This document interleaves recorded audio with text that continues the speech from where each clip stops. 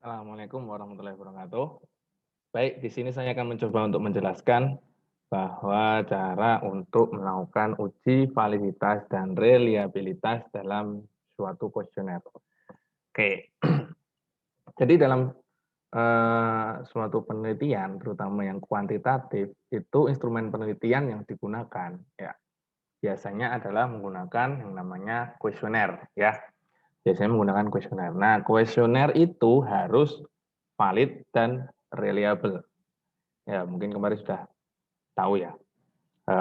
Valid itu adalah kuesioner itu dapat mengukur apa yang seharusnya diukur ya. Ya di lapangan seperti apa, ya kuesioner itu ya dapat mengukur itu gitu loh. Itu yang namanya valid. Kemudian yang namanya reliable itu adalah data yang digunakan atau kuesioner yang digunakan itu menghasilkan hasil yang konsisten. Jadi ketika saya membuat kuesioner, saya bagikan ke 5 orang ya, ke 5 orang misalkan atau 10 orang hari ini ya. Kemudian saya bagikan lagi dengan kuesioner yang sama, dengan orang-orang yang sama bulan depan ya atau minggu depan, maka mereka akan mengisi dengan hasil yang sama. Itu adalah reliable. Oke, sebelum saya lanjut langsung ke SPSS cara pengolahan datanya, mungkin ini bisa sedikit materi tentang uji validitas reliabilitas ya. Nah, ini dia materinya. Jadi, kuesioner itu sebelum disebar ke seluruh responden ya. Jadi kalian membuat kuesioner ya, kemudian disebar ke seluruh responden ya. Kan intinya seperti itu ya. Nah, tapi sebelum kita menyebar ke seluruh responden, setelah kuesioner itu selesai dibuat, maka langkah pertama adalah kalian menyebar ke sebagian dulu. Misalkan 10 atau 20 atau 30 orang. Tidak ke semua responden. Fungsinya apa? Itu untuk memperoleh data dan nanti data yang digunakan, data yang diperoleh dari responden yang sedikit tadi, itu kita buat uji validitas dan reliabilitas. Gitu ya. Nah, setelah data dilakukan uji validitas dan reliabilitas, ternyata misal nih ya, ternyata ada data yang atau pertanyaan yang tidak valid atau tidak reliable. Nah, maka langkah-langkah yang dapat dilakukan diantaranya adalah yang pertama adalah pernyataan tersebut dihapus dari kuesioner. Ya, misalkan saya membuat 10 pernyataan ya dari misalkan ada 2 variabel, ya setiap variabel ada 5 pertanyaan atau pernyataan. Nah, ternyata pernyataan yang kedua atau ketiga misalnya pernyataan kedua misalkan itu ternyata tidak valid. Nah, kalian bisa untuk menghapus pernyataan itu dari kuesioner. Ya udah dihapus saja karena dia tidak valid. Nah, kemudian langkah yang kedua yang kalian bisa ambil yaitu diganti dengan pernyataan yang lain. Oh, ini yang pernyataan nomor 2 ini nggak valid nih. Tapi saya butuh. Misalkan seperti itu ya. Mungkin ya yang membuat tidak valid adalah kata-katanya yang ambigu misalkan seperti itu. Atau kata-katanya yang tidak familiar di mata orang ya. Dan menggunakan kata-kata yang tidak umum lah, misalnya seperti itu. Jadi kalian bisa mengganti dengan pernyataan yang lain, ya. Nah, setelah pernyataan itu ganti, maka kalian tetap harus menyebar lagi ke sebagian kecil sehingga kalian mendapatkan data setelah kuesionernya itu diubah. Nah, nanti diuji validitas lagi. Begitu terus sampai semuanya valid. Nah, langkah ketiga yang bisa kalian ambil yaitu pernyataan itu tetap bisa kalian gunakan ya, walaupun dia tidak valid dengan pertimbangan-pertimbangan tertentu. Misalkan, oh ini saya menggunakan kuesioner dari penelitian sebelumnya. Di penelitian sebelumnya itu sudah dinyatakan pertanyaan ini valid, misalkan seperti itu ya, dan reliable. Kok saya menganalisis dengan saya sendiri, misalkan mengambil data saya sendiri, kok hasilnya tidak valid. Itu bisa saja terjadi. Ya. Atau ini setelah saya tanyakan ke dosen pembimbing ya atau senior saya, oh ini perlu untuk dimasukkan, tidak perlu dihilangkan. Nah, itu boleh-boleh saja ya. Itu. Nah, uji validitas dan reliabilitas itu kalau menggunakan SPSS ya, kita akan langsung saja ya.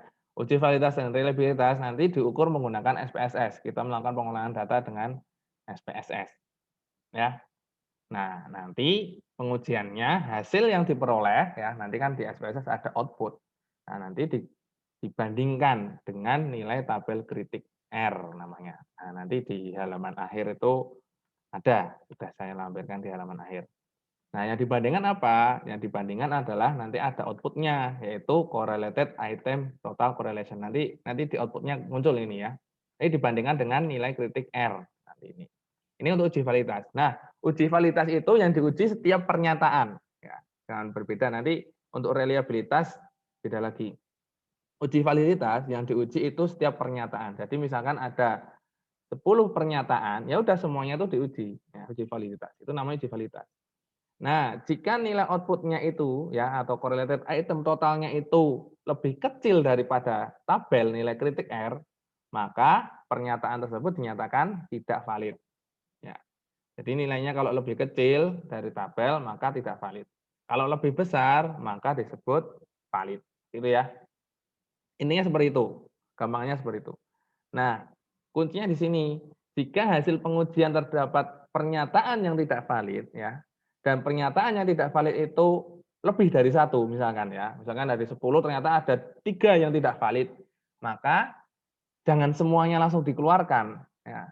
Kalian keluarkan dulu satu pernyataan yang paling tidak valid ya, atau nilai correlated item total correlation-nya itu paling kecil. Nah, seperti itu ya.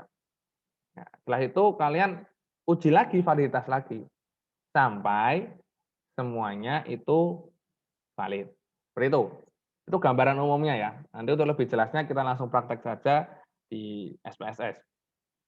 Nah, untuk uji reliabilitas ya, uji reliabilitas nanti kan konsistensinya ya, berapa konsisten dari kuesioner yang kita buat.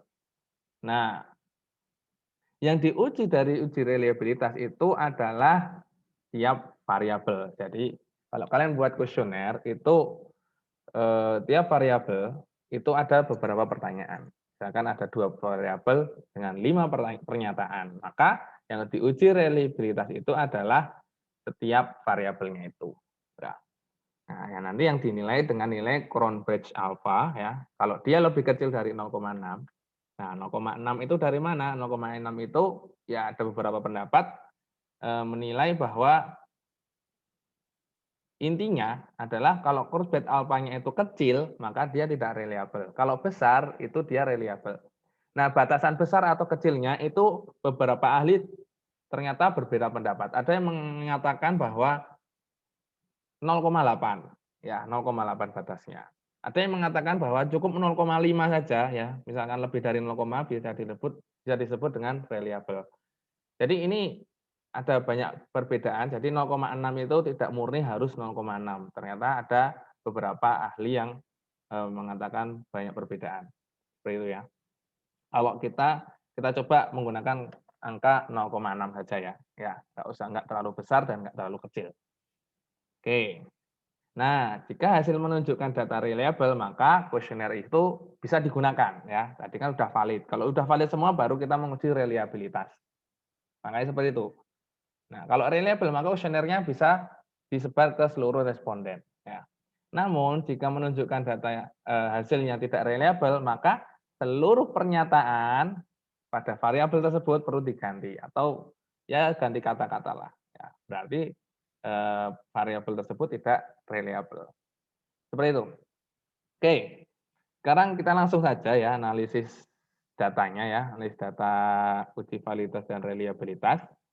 Sebagai contoh ini saya mengambil data ya. Misalkan saya mau meneliti ya di bidang pemasaran ya, misalkan mendasari pelanggan membeli tapal gigi, misal seperti ini ya. Kemudian saya sudah membuat kuesioner ya. Kuesionernya itu terdapat 2 variabel ya. Dengan setiap variabelnya terdapat 10 pernyataan ya. 10 pernyataan. Nah, ini pernyataannya skalanya bisa skala Likert atau skala yang lain. Kemudian saya ambil dulu untuk awal yaitu sebanyak 30 orang. sampel ya, 30 orang sampel. Ini bukan sampel keseluruhan, tapi sampel sebagian. Ya, seperti yang tadi telah sebutkan bahwa setelah dibuat kuesioner, kita sebar ke sebagian dulu, nggak usah semuanya. Baru kita uji validitas dan reliabilitas. Nah, variabel pertama berisi pernyataan V1 sampai V10. Ini saya langsung saja tulis ini, V1 sampai V10. Dan variabel kedua, V11 sampai V20. Datanya bisa saya lihat di sini. Saya tampilkan datanya. Nah, ini datanya ya. Data dari uji validitas dan reliabilitas. Nah, misalkan nomor responden 1 sampai 20, 30 ya, sampai 30 ini hasil inputan mereka. Ya, V1, V2, V3, V4, V5 sampai V10 ini variabel yang pertama. Kemudian V11 sampai V20 ini variabel yang kedua. Oke, sekarang kita langsung saja analisis uji validitas dan reliabilitas menggunakan SPSS. Mulai dari membuka SPSS. Ini saya coba mensimulasikan ya dengan SPSS mulai dari membuka SPSS. Langkah pertama yaitu kalian buka dulu SPSS. Di sini saya mempunyai SPSS yaitu SPSS 24. Ya, tadi sudah saya buka tapi masih dalam halaman awal. Nah, halaman awalnya seperti ini. Saya share. Nah, halaman awalnya yaitu seperti ini ya. Semoga kelihatan. Kemudian langkah selanjutnya yaitu kalian bisa klik new dataset. Ya, new dataset itu yang membuat baru ya, membuat tampilan dataset yang baru. Kemudian open. Nah, di SPSS itu ada halaman untuk data ya, dataset di sini. Ada halaman lagi satunya yaitu untuk output. Nah, di sini output namanya. Output. Jadi nanti outputnya keluar di sini ya. Untuk datanya di sini. Oke. Sebelum kita masukkan variabel-variabelnya atau data-datanya, kita daftarkan dulu data variabel-variabel yang ada atau pernyataan-pernyataan yang ada.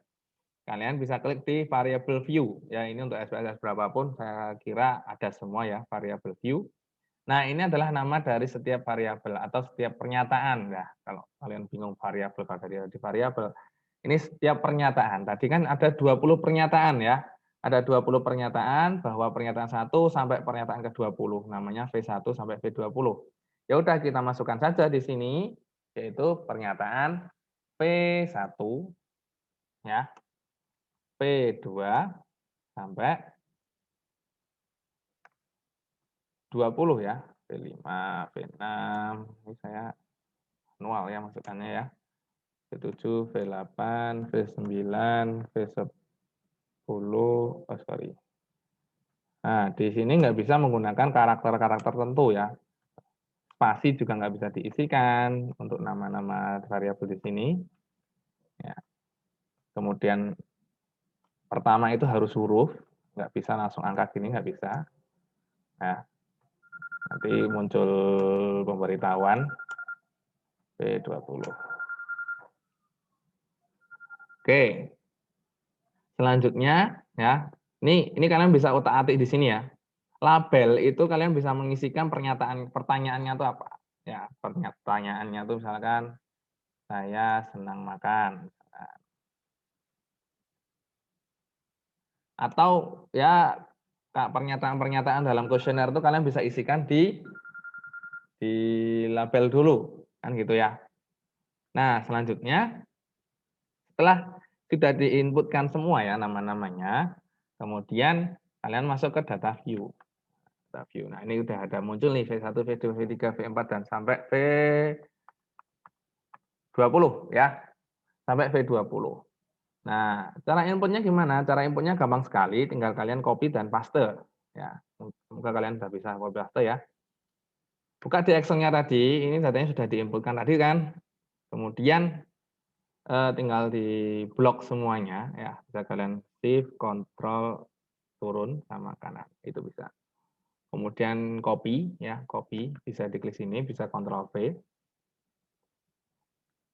Kalian kemudian buka SPSS-nya lagi ya, sudah di copy tadi, kemudian tinggal di paste, langsung di Ctrl V atau di klik kanan paste. Sudah selesai, ini datanya sudah masuk semua. Nah, ini adalah cara untuk input data menggunakan SPSS ya. Nah, sekarang kita langsung saja analisis uji validitas dan reliabilitas ya, menggunakan SPSS di kuesioner ini ya. Yang langkah pertama yaitu kita klik analyze, kemudian skill, ya, skill reliability analysis, skill reliability analysis. Nah, ini ya. Nah, kemudian yang kalian masukkan adalah pernyataan di setiap variabel ya atau setiap kelompok pernyataan ya. Misalkan tadi kan di sini di soalnya itu terdapat 2 variabel ya. Setiap variabelnya terdapat 10 pernyataan. Variabel pertama berisi pernyataan V1 sampai V10. Berarti ya yang kita masukkan yang pertama yaitu V1 sampai V10. Oh, di sini ada beberapa contoh, beberapa langkah juga sih. Ya. Oke, berarti yang kita masukkan adalah V1 sampai V10. Kalian bisa menggunakan shift nih, shift, kemudian sampai V10. Kita masukkan klik ini ya. Nah, jadi V1 sampai V10 masuk ke sebelah kanan. Items. Untuk V11 sampai V20, kita analisisnya nanti setelah variabel pertama ini selesai, kita lanjut ke analisis yang kedua, yaitu variabel yang kedua. Jadi analisisnya setiap variabel ya, bertahap. Kemudian kalian bisa klik statistik, ya, statistik. Nah, yang di checklist adalah item, skill, sama skill if item delete. Oke ya, ini yang di checklist saja. Kemudian yang lainnya nggak usah dihiraukan. Atau ada yang perlu di checklist lagi? Saya coba lihat lagi. Oh enggak, ya. Sudah benar kita langkahnya. Kemudian klik continue, setelah diklik continue, kemudian klik OK. Nah, kemudian langsung muncul hasil dari uji validitas dan reliabilitas sebenarnya. Untuk reliabilitas, kita lihat di convert alpha. Tapi sebelum kita melihat dari uji reliabilitas, maka kita perlu dulu untuk melihat uji validitas ya. Mana? Nah, ini ya. Tadi yang saya bilang di awal bahwa untuk uji validitas nilai yang dilihat itu adalah nilai correlated item total correlation ini. Ini yang nanti dibandingkan dengan tabel R. Ya. Ini yang nanti dibandingkan dengan tabel R. Nah, hasilnya ini. Jadi V1 nilainya 0,199, V2 0,515, V3 0,503, dan seterusnya. Bandingkan dengan apa? Kita bandingkan dengan tabel ya, tabel. Ini outputnya sudah ada, kalian bisa sebenarnya kalau sudah ada modulnya seperti ini sudah lengkap sih. Cuma saya kasih penjelasan lewat video biar kalian lebih jelas. Ini ya, kita di paling belakang. Nah, ini tabelnya ya. Oke. Ini nilainya berapa sih?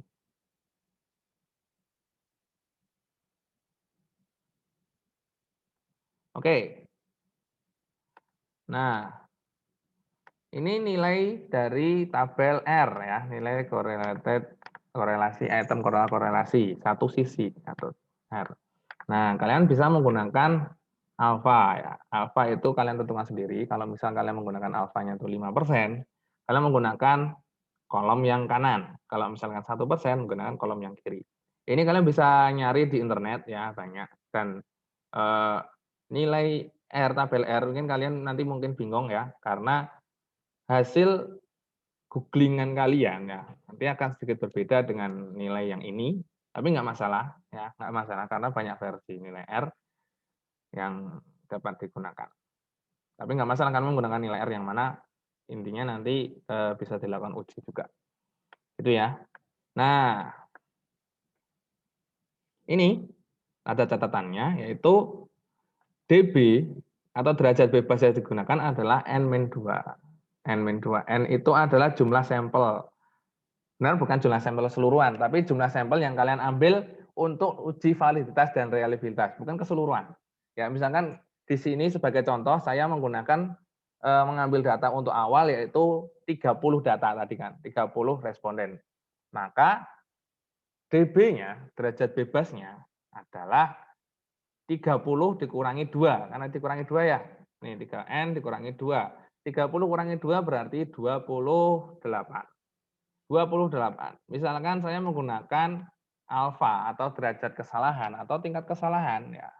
Ya, itu sebesar 5% misalkan. Sehingga nilai R tabel yang saya gunakan adalah 0,239 ya. Jadi yang saya bandingkan dengan nilai 0,239. Ini di sini sudah lengkap semua ya. 0,239. Nah, ini ya 0,239. Nah, kemudian nilai dari collected tadi, output tadi, kalian bisa masukkan, diambil nilai ini, dibandingkan dengan 0,239. Mana tadi? Nih, aduh.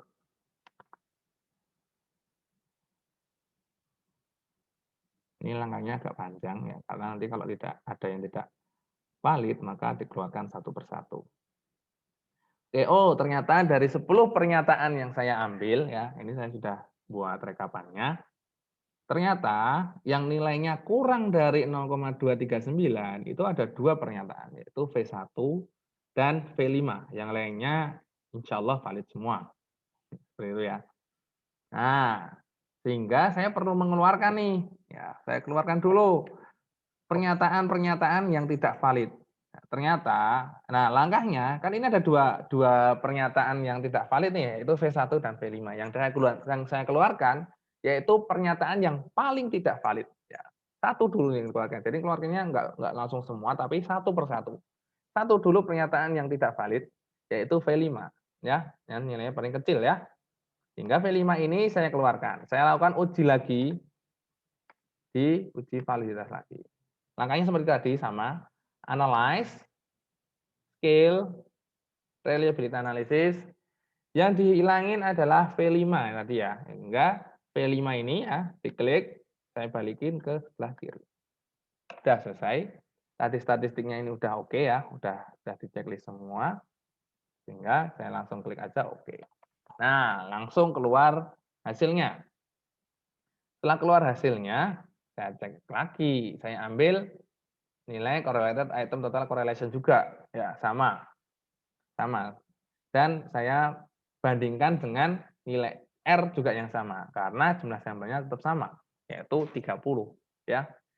Saya bandingkan dengan nilai 0,239 ya. Nanti dilakukan dengan angka yang sama. Ternyata oh, V1 tetap tidak valid. Ya, V1 tetap tidak valid. Walaupun nilainya naik, tadi sebelumnya 0,199, jadi naik menjadi 0,266. Ini sebenarnya mendekati nilai kritik F. Tapi kan tetap lebih kecil dari tabel ya. Sehingga saya katakan V1 itu tidak valid. Nah, sehingga saya perlu mengeluarkan lagi pernyataan yang pertama. Saya lakukan lagi ya. Jadi kalian terus itu sampai semuanya valid ya. Itu ya, gampang kan analisis uji validitas. Ini baru validitas ya. V1 dikeluarkan ya. Oke lagi. Nah, kemudian kalian ambil lagi nih correlated item correlation-nya, kalian bandingkan dengan yang R tabel tadi. Seperti itu ya. Mana tadi? Ya. Nah, setelah saya masukkan ternyata hasilnya valid semua. Alhamdulillah valid semua. Berarti dari 10 pertanyaan 10 pernyataan tadi ya di variabel yang pertama, yang tidak valid adalah V1 dan V5. Nah, terdapat beberapa perlakuan yang dapat kalian lakukan ya. Yang tadi sudah saya jelaskan di awal bahwa V1 dan V5 itu bisa kalian hapus dari kuesioner. Bisa juga kalian ganti dengan pernyataan yang lain. Bisa juga kalian tetap biarkan dengan pertimbangan-pertimbangan tertentu. Ya, seperti itu. Nah, itu baru uji validitas. Setelah semuanya valid dalam satu variabel, maka langkah selanjutnya adalah uji reliabilitas. Ya. Nah, yang kalian gunakan apa? Yang kalian gunakan adalah output yang terakhir. Output yang terakhir ya, setelah V1 dan V5 tadi dihilangin, ya, maka kita lihat di atasnya ini ada tabel reliability statistik. Ya. Reliability statistics ini ada nilai Cron batch alfanya. Nah, ini yang kita bandingkan dengan nilai 0,6. dan N itu adalah jumlah pernyataan yang kita analisis ya. Tadi kan 2 pernyataan sudah dihapus, tinggal 8. Nah, ini yang diambil ya, tabel ini yang diambil nilainya adalah 0,822. Oh, sama dah, 0,822. Kita bandingkan dengan nilai 0,6 ya. Ini sudah terlalu besar ya, nilainya sudah besar sekali hingga dapat kita katakan bahwa variabel pertama itu ternyata sudah reliable. Nah, seperti itu ya, langkah dari uji validitas dan reliabilitas untuk variabel yang pertama. Nah, untuk variabel yang kedua, kalian bisa lakukan pengujian lagi sendiri ya. Coba dulu lah. Untuk latihan ya, untuk latihan kalian bisa menggunakan pernyataan yang V11 sampai V20. Nanti kira-kira data atau pernyataan yang reliable itu pernyataan berapa saja ya, dan apakah itu hasilnya adalah reliable ya. Seperti itu. Ya, kalian coba-coba sendiri. Mungkin semoga cukup jelas ya tadi ya langkah-langkahnya uji validitas dan reliabilitas ya. Langkahnya mudah menggunakan SPSS, tinggal klik-klik. Kalau misalnya ada lebih dari satu pernyataan yang tidak valid, maka kalian bisa mengeluarkannya yaitu satu persatu dari yang paling tidak valid. Seperti itu. Setelah semuanya valid, baru kita lakukan uji reliabilitas. Ya, kalau dia lebih dari atau nilai Cronbach's alfanya lebih dari 0,6, maka dikatakan reliable. Kalau tidak reliable atau kurang dari 0,6, maka dapat dikatakan bahwa variabel itu tidak reliable. Seperti itu ya. Itu uji validitas dan reliabilitas. Kalian bisa coba untuk variabel yang kedua atau V11 sampai V20 dan mungkin kalian bisa lakukan latihan soal juga ya, latihan soal. Di sini saya juga buat latihan soal. Yaitu misalkan di sini menjadi 2 bagian ya, kepuasan kesehatan di Harjolukito, RSPAU, Harjolukito. Di sini juga terdapat 2 variabel ya. Dari variabel pertama yaitu pertanyaan 1 sampai 2 sampai 10 dan pernyataan atau variabel kedua yaitu pernyataan 11 sampai 20. Nah, nanti filenya di latihan soal validitas dan reliabilitas Excel ya. Oke, mungkin cukup sekian dari saya. Ini nanti saya share, saya masukkan ke kolom bawah ya. Biar kalian bisa belajar juga. Oke, mungkin cukup sekian dari saya. Terima kasih banyak ya. Kurang lebihnya mohon maaf, semoga ini membantu kalian dalam melakukan uji validitas dan reliabilitas dalam kuesioner penelitian. Oke, terima kasih. Wassalamualaikum warahmatullahi wabarakatuh.